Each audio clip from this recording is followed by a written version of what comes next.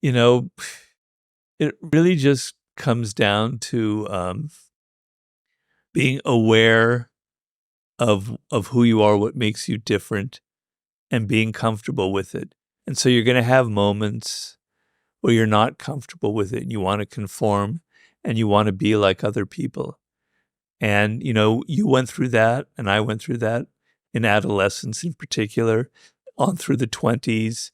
You make some changes to things because you think it's cool, but you keep coming back. You keep coming back to being alone. You keep coming back to throwing the ball against the wall in some metaphor. The way that I like to relax now in between sessions of work, I get a tennis ball and throw it against a wall.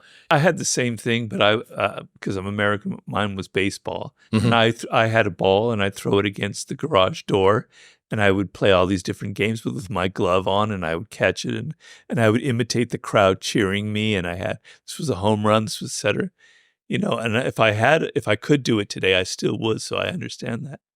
But you come back to these things because they're so strong in you. Yeah.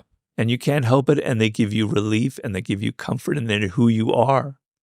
And so it all comes down to, do you come back to these things or do you change because of the pressures of other people? I think it's swimming upstream or swimming downstream is working against or working with your nature. Yeah. And trying to find a way to make it work for you as opposed to trying to change it so that you can find a way to make it work. I said, what are you doing? He says, I grew up playing basketball. I'm happiest with a ball in my hand. Yeah. And I thought, holy fuck, that's me. Every time that I go to the park, if there's a tennis ball, that's now mine for the rest of it. And I'll bounce it in my hands until we finish up. And then I'll, the tennis ball charity pool that it goes back into the park. Yeah.